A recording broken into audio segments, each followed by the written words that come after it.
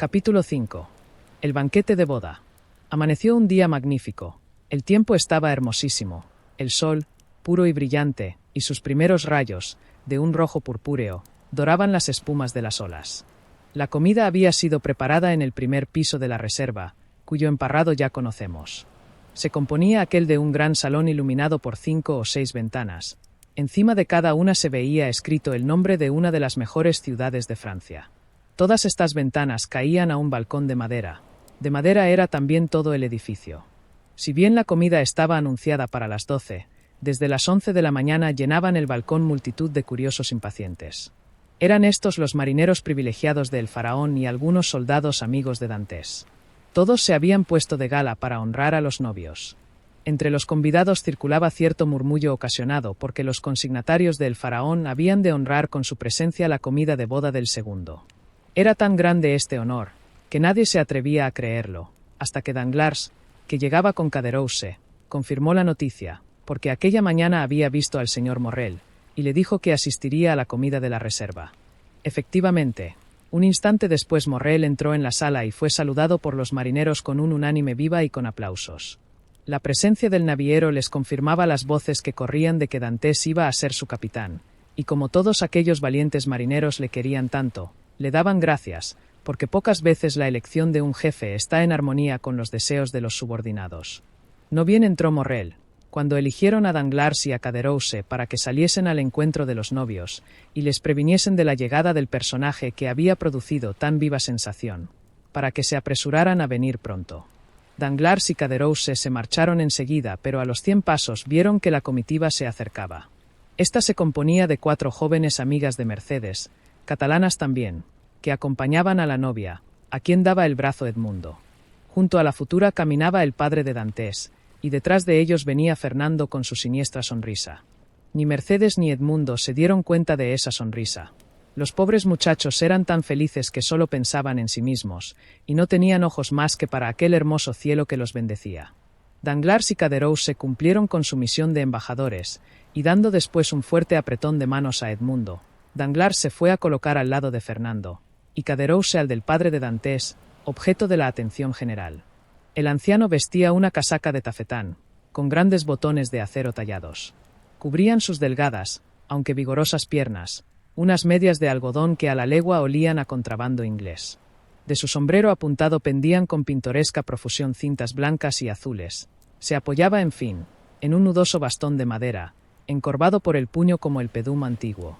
Parecía uno de esos figurones que adornaban en 1796 los jardines de Luxemburgo y de las Tullerías.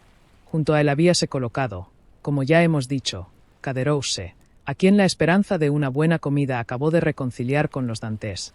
Caderousse conservaba un vago recuerdo de lo que había sucedido el día anterior, como cuando al despertar por la mañana nos representa la imaginación el sueño que hemos tenido por la noche. Al acercarse Danglars a Fernando, dirigió una mirada penetrante al amante desdeñado. Este, que caminaba detrás de los novios, completamente olvidado de Mercedes, que con ese egoísmo sublime del amor solo pensaba en Edmundo. Fernando, repetimos, pálido y sombrío, de vez en cuando dirigía una mirada a Marsella, y entonces un temblor convulsivo se apoderaba de sus miembros. Parecía como si esperase, o más bien previese algún acontecimiento. Dantes vestía con elegante sencillez, como perteneciente a la marina mercante. Su traje participaba del uniforme militar y del traje civil, y con él y con la alegría y gentileza de la novia, parecía más alegre y más bonita. Mercedes estaba tan hermosa como una griega de Chipre o de Síos, de ojos de ébano y labios de coral. Su andar gracioso y desenvuelto parecía de andaluza o de arlesiana.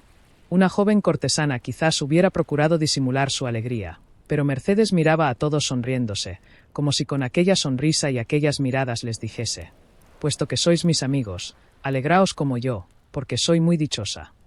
Tan pronto como fueron divisados los novios desde la reserva, salió el señor Morrel a su encuentro, seguido de los marineros y de los soldados, a los cuales renovó la promesa de que Dantes sucedería al capitán Leclerc. Al verle Edmundo dejó el brazo de su novia, y tomó el del naviero que con la joven dieron la señal subiendo los primeros la escalera de madera que conducía a la sala del banquete. «Padre mío», dijo Mercedes deteniéndose junto a la mesa, «vos a mi derecha, os lo ruego. A mi izquierda pondré al que me ha servido de hermano. añadió con una dulzura que penetró como la punta de un puñal hasta lo más profundo del corazón de Fernando. Sus labios palidecieron, y bajo el matiz de su rostro fue fácil distinguir cómo se retiraba poco a poco la sangre para agolparse al corazón. Dantes había hecho entretanto lo mismo con Morrel, colocándole a su derecha, y con Danglars, que colocó a su izquierda, haciendo enseguida señas con la mano a todos para que se colocaran a su gusto. Ya corrían de mano en mano por toda la mesa los salchichones de Arles, las brillantes langostas, las sabrosas ostras del norte, los exquisitos mariscos envueltos en su áspera concha, como la castaña en su erizo, y las almejas que las gentes meridionales prefieren a las anchoas, en fin, toda esa multitud de entremeses delicados que arrojan las olas a la arenosa playa, y los pescadores designan con el nombre genérico de frutos de mar. ¡Qué silencio!, dijo el anciano saboreando un vaso de vino amarillo como el topacio, que el tío Pánfilo acababa de traer a Mercedes. ¿Quién diría que hay aquí 30 personas que solo desean hablar? «Bah, un marido no siempre está alegre», dijo Caderousse. «El caso es», dijo Dantes, «que soy en este momento demasiado feliz para estar alegre». «Tenéis razón, vecino. La alegría causa a veces una sensación extraña, que oprime el corazón casi tanto como el dolor». Danglars observaba a Edmundo, cuyo espíritu impresionable absorbía y devolvía toda emoción. «¿Qué?», le dijo. «¿Teméis algo? Me parece que todo marcha según vuestros deseos». «Justamente es eso lo que me espanta», respondió Dantes. «Paréceme que el hombre no ha nacido para ser feliz con tanta facilidad. La dicha es como esos palacios de las Islas Encantadas, cuyas puertas guardan formidables dragones. Preciso es combatir para conquistar, y yo, a la verdad, no sé que haya merecido la dicha de ser marido de Mercedes». «Marido, marido», dijo Caderousse riendo. «Aún no, mi capitán. Haz de marido un poco, y ya verás la que se arma». Mercedes se ruborizó. Fernando estaba muy agitado en su silla, estremeciéndose al menor ruido, y limpiándose las gruesas gotas de sudor que corrían por su frente como las primeras gotas de una lluvia de tormenta. «A fe mía, vecino Caderousse», dijo Dantes, «que no vale la pena que me desmintáis por tan poca cosa. Mercedes no es aún mi mujer, tenéis razón», y sacó su reloj. «Pero dentro de hora y media lo será». Los presentes profirieron un grito de sorpresa, excepto el padre de Dantes, cuya sonrisa dejaba ver una fila de dientes bien conservados. Mercedes sonrióse sin ruborizarse, y Fernando apretó convulsivamente el mango de su cuchillo. «Dentro de hora y media», dijo Danglars, palideciendo también. «¿Cómo es eso?» «Sí, amigos míos», respondió Dantes, «gracias al señor Morrel, al hombre a quien debo más en el mundo después de mi padre, todos los obstáculos se han allanado. Hemos obtenido dispensa de las amonestaciones, y a las 2:30 el alcalde de Marsella nos espera en el ayuntamiento. Por lo tanto, como acaba de dar la 1:15, creo no haberme engañado mucho al decir que dentro de 1 hora y 30 minutos, Mercedes se llamará la señora Dantes». Fernando cerró los ojos, una nube de fuego le abrasaba los párpados, apoyóse sobre la mesa, y a pesar de todos sus esfuerzos no pudo contener un sordo gemido, que se perdió en el rumor causado por las risas y por las felicitaciones de la concurrencia. «A eso le llamo yo ser activo», dijo el padre de Dantes. «Ayer llegó y hoy se casa. Nadie gana a los marinos en actividad». «Pero, ¿y las formalidades?», preguntó tímidamente Danglars. «¿El contrato?» «El contrato», le interrumpió Dantes riendo. «El contrato está ya hecho. Mercedes no tiene nada, yo tampoco. Nos casamos en iguales condiciones, con que ya se os alcanzará que ni se habrá tardado en escribir el contrato, ni costará mucho dinero». Esta broma excitó una nueva explosión de alegría y de enhorabuenas. «¿Con qué? Es decir, que esta es la comida de bodas», dijo Danglars. «No», repuso Dantes, «no la perderéis por eso, podéis estar tranquilos. Mañana parto para París, 4 días de ida, 4 de vuelta y 1 para desempeñar puntualmente la misión de que estoy encargado. El 1 de marzo estoy ya aquí. El verdadero banquete de bodas se aplaza para el 2 de marzo. La promesa de un nuevo banquete aumentó la alegría hasta tal punto, que el padre de Dantes, que al principio de la comida se quejaba del silencio, hacía ahora vanos esfuerzos para expresar sus deseos de que Dios hiciera felices a los esposos. Dantes adivinó el pensamiento de su padre, y se lo pagó con una sonrisa llena de amor. Mercedes entretanto miraba primera hora en el reloj de la sala, haciendo picarescamente cierta señal a Edmundo. Reinaba en la mesa esa alegría ruidosa y esa libertad individual que siempre se toman las personas de clase inferior al fin de la comida. Los que no estaban contentos en sus sitios, se habían levantado para ocupar otros nuevos. Todos empezaban ya a hablar en confusión, y nadie respondía a su interlocutor, sino a sus propios pensamientos. La palidez de Fernando se comunicaba por minutos a Danglars. Aquel, sobre todo, parecía presa de 1000 tormentos horribles. Había sido de los primeros en levantarse y se paseaba por la sala, procurando apartar su oído de la algazara, de las canciones y del choque de los vasos. Acercóse a el Caderousse en el momento en que Danglars, de quien parecía huir, acababa de reunírsele en un ángulo de la sala. En verdad, dijo Caderousse, a quien la amabilidad de Dantes, y sobre todo el vino del tío Pánfilo, habían hecho olvidar enteramente el odio que inspiró la repentina felicidad de Edmundo. En verdad que Dantes es un guapo mozo, y cuando le veo sentado junto a su novia, digo para mí, que hubiera sido una lástima jugarle la mala pasada que intentabais ayer. Pero ya has visto, respondió Danglars, que aquello no pasó de una conversación. Ese pobre Fernando estaba ayer tan fuera de sí, que me causó lástima al principio. Pero, desde que decidió asistir a la boda de su rival, no hay ya temor alguno. Caderousse miró entonces a Fernando, que estaba lívido. El sacrificio es tanto mayor, prosiguió Danglars, cuanto que la muchacha es de perlas. Diantre, miren si es dichoso mi futuro capitán. Quisiera llamarme Dantes, no más que por 12 horas. ¿Vámonos?, dijo en este punto con dulce voz Mercedes. Acaban de dar las 2, a las 2:15 nos esperan. Sí, sí, contestó Dantes levantándose inmediatamente. Vamos, repitieron a coro todos los convidados. Fernando estaba sentado en el antepecho de la ventana, y Danglars, que no le perdía de vista un momento, le vio observar a Dantes con inquieta mirada, levantarse como por un movimiento convulsivo, y volver a desplomarse en el sitio donde se hallaba antes.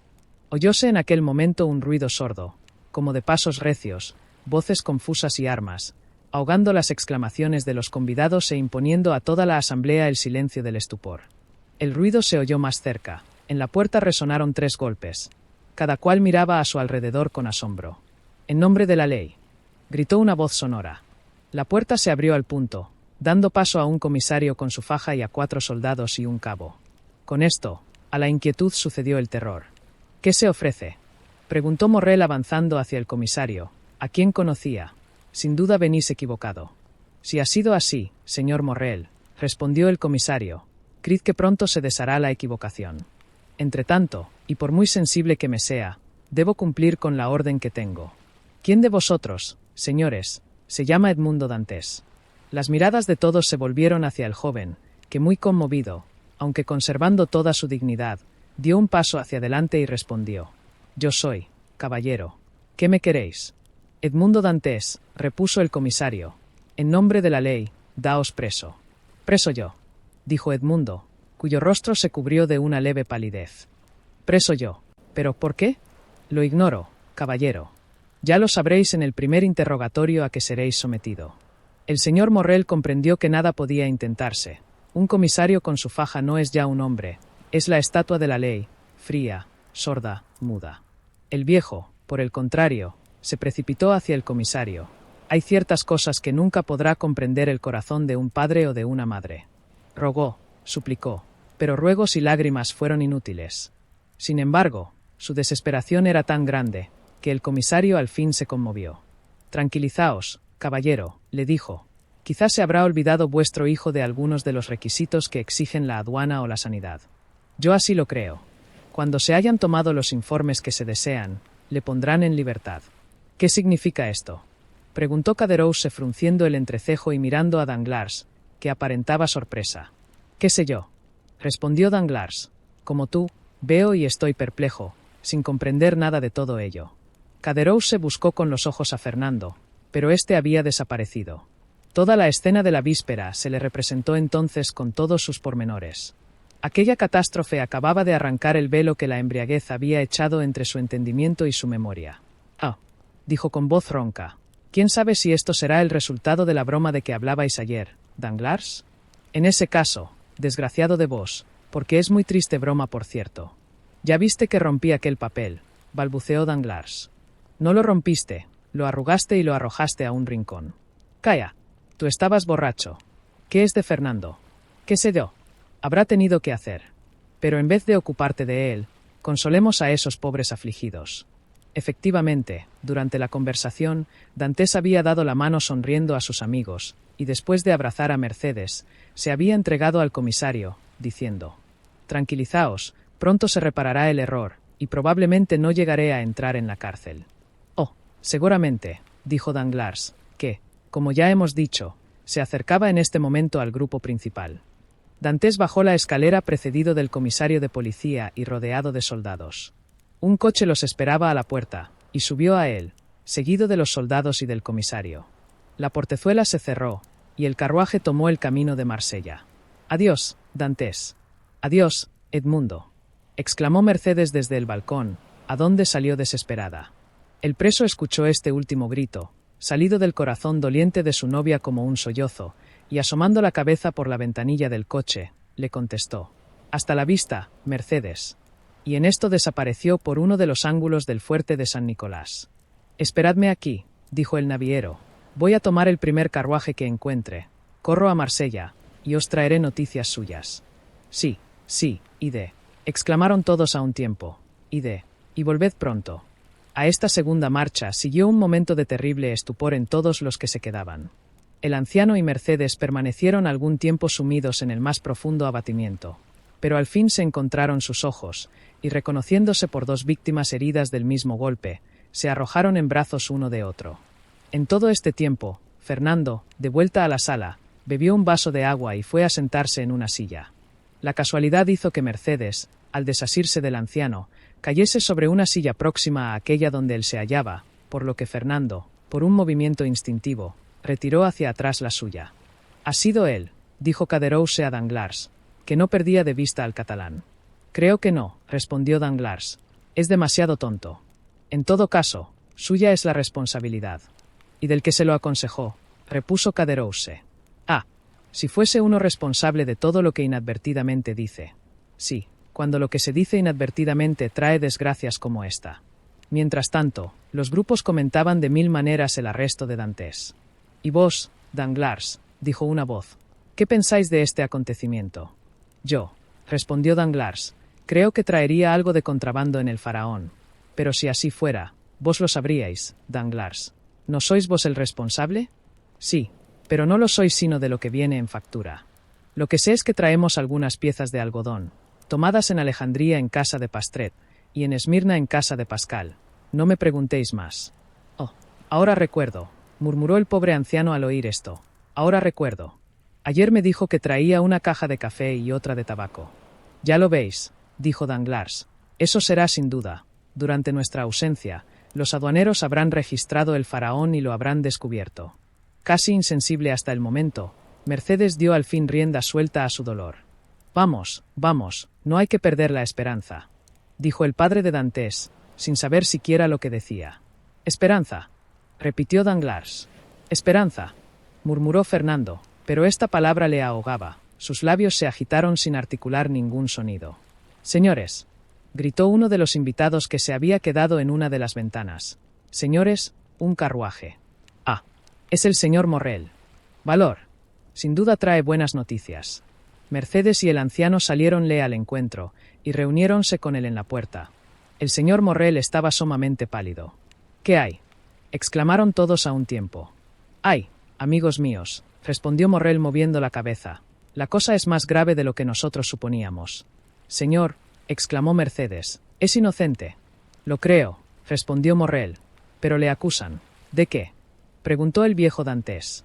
«De agente bonapartista». Aquellos de nuestros lectores que hayan vivido en la época de esta historia recordarán cuán terrible era en aquel tiempo tal acusación. Mercedes exhaló un grito, y el anciano se dejó caer en una silla. «Oh», murmuró Caderousse, «me habéis engañado, Danglars, y al fin hicisteis lo de ayer. Pero no quiero dejar morir a ese anciano y a esa joven, y voy a contárselo todo». «Calla, infeliz», exclamó Danglars agarrando la mano de Caderousse. «Calla, o no respondo de ti. ¿Quién lo dice que Dantes no es culpable?» El buque tocó en la isla de Elba. Él desembarcó, permaneciendo todo el día en Portoferrajo. Si le han hallado con alguna carta que le comprometa, los que le defiendan pasarán por cómplices suyos. Con el rápido instinto del egoísmo, Caderousse comprendió lo atinado de la observación, miró a Danglars con admiración, y retrocedió 2 pasos. «Esperemos, pues», murmuró. «Sí, esperemos», dijo Danglars. Si es inocente, le pondrán en libertad. Si es culpable, no vale la pena comprometerse por un conspirador. Vámonos, no puedo permanecer aquí por más tiempo. Sí, ven, dijo Danglars, satisfecho al alejarse acompañado. Ven, y dejemos que salgan como puedan de ese atolladero. Tan pronto como partieron, Fernando, que había vuelto a ser el apoyo de la joven, cogió a Mercedes de la mano y la condujo a los catalanes. Los amigos de Dantes condujeron a su vez a la alameda de Meillán al anciano casi desmayado. Enseguida se esparció por la ciudad el rumor de que Dantes acababa de ser preso por agente bonapartista. ¿Quién lo hubiera creído, mi querido Danglars?, dijo el señor Morrel reuniéndose a este y a Caderousse, en el camino de Marsella, a donde se dirigía apresuradamente para adquirir algunas noticias directas de Edmundo por el sustituto del procurador del rey, señor de Villefort, con quien tenía algunas relaciones. ¿Lo hubierais vos creído? Diantre, exclamó Danglars, ya os dije que Dantes hizo escala en la isla de Elba sin motivo alguno, lo cual me pareció sospechoso. ¿Pero comunicasteis vuestras sospechas a alguien más que a mí? Líbreme Dios de ello, señor Morrel, dijo en voz baja Danglars. Bien sabéis que por culpa de vuestro tío, el señor Policarpo Morrel, que ha servido en sus ejércitos y que no oculta sus opiniones, sospechan que lamentáis la caída de Napoleón, y mucho me disgustaría el causar algún perjuicio a Edmundo o a vos. Hay ciertas cosas que un subordinado debe decir a su principal, y ocultar cuidadosamente a los demás. Bien, Danglars, bien, contestó el naviero, sois un hombre honrado. Hice bien al pensar en vos para cuando ese pobre Dantes hubiese llegado a ser capitán del Faraón. Pues ¿cómo? Sí, ya había preguntado a Dantes qué pensaba de vos y si tenía alguna repugnancia en que os quedarais en vuestro puesto. Pues, yo no sé por qué, me pareció notar que os tratabais con alguna frialdad. ¿Y qué os respondió? Que creía efectivamente que, por una causa que no me dijo, le guardabais cierto rencor, pero que todo el que poseía la confianza del consignatario, poseía la suya también. Hipócrita, murmuró Danglars. Pobrecillo, dijo Caderousse, era un muchacho excelente. Sí, pero entretanto, indicó el señor Morrel, tenemos al faraón sin capitán. Ah, dijo Danglars, bien podemos esperar, puesto que no partimos hasta dentro de 3 meses, que para entonces ya estará libre Dantes. Sí, pero mientras tanto, aquí me tenéis, señor Morrel, dijo Danglars. Bien sabéis que conozco el manejo de un buque tan bien como el mejor capitán. Esto no os obligará a nada, pues cuando Dantes salga de la prisión volverá a su puesto, yo al mío, y Pax Christi. Gracias, Danglars, así se concilia todo, en efecto. Tomad, pues, el mando, os autorizo a ello, y presenciad el desembarque. Los asuntos no deben entorpecerse porque suceda una desgracia a alguno de la tripulación. Sí, señor, confiad en mí. ¿Y podré ver al pobre Edmundo? Pronto os lo diré, Danglars. Voy a hablar al señor de Villefort, y a influir con él en favor del preso. Bien sé que es un realista furioso, pero, aunque realista y procurador del rey, también es hombre, y no le creo de muy mal corazón. No, repuso Danglars, pero me han dicho que es ambicioso, y entonces, en fin, repuso Morrel suspirando, allá veremos. Id a bordo, que yo voy enseguida. Y se separó de los dos amigos para tomar el camino del Palacio de Justicia. Ya ves el sesgo que va tomando el asunto, dijo Danglars a Caderousse. ¿Piensas todavía en defender a Dantes? No a fe, pero, sin embargo, terrible cosa es que tenga tales consecuencias una broma. ¿Y quién ha tenido la culpa? No seremos ni tú ni yo, ciertamente. En todo caso, la culpa es de Fernando. Bien viste que yo, por mi parte, tiré el papel a un rincón, y hasta creo haberlo roto. No, dijo Caderousse. En cuanto a eso estoy seguro, lo vi en un rincón, doblado y arrugado. Ojalá estuviese aún allí. ¿Qué quieres? Si Fernando lo cogió lo habrá copiado o hecho copiar, y aún sabe Dios si se tomaría esa molestia. Ahora que caigo en ello, Dios mío, quizás envió mi propia carta. Afortunadamente yo desfiguré mucho la letra. Pero ¿sabías tú que Dantes conspiraba? ¿Qué había de saber? Aquello fue una broma, como ya lo dije. Pero me parece que, al igual que los arlequines, dije la verdad al bromear. Lo mismo da, replicó Caderousse. Yo, sin embargo, daría cualquier cosa porque no ocurriera lo que ha ocurrido, o por lo menos por no haberme metido en nada. Ya verás cómo por esto nos sucede también a nosotros alguna desgracia, Danglars. En todo caso, la desgracia caerá sobre el verdadero culpable, y el verdadero culpable es Fernando y no nosotros. ¿Qué desgracia quieres que nos sobrevenga? Vivamos tranquilos, que ya pasará la tempestad. Amén, dijo Caderousse, haciendo una señal de despedida a Danglars y dirigiéndose a la alameda de Meillan, moviendo la cabeza y hablando consigo mismo, como aquellas personas que están muy preocupadas con sus pensamientos. Magnífico, murmuró Danglars, las cosas toman el giro que yo esperaba. De momento ya soy capitán, y si ese imbécil de Caderousse se calla, capitán para siempre. Solo me atormenta el pensar que si la justicia diera libertad a Dantes. Oh, no, añadió, sonriendo con satisfacción, la justicia es la justicia, y en ella confío. Y dicho esto saltó a una barca y dio orden al barquero para que le condujera a bordo del Faraón, a donde, como ya recordará el lector, le había citado el señor Morrel.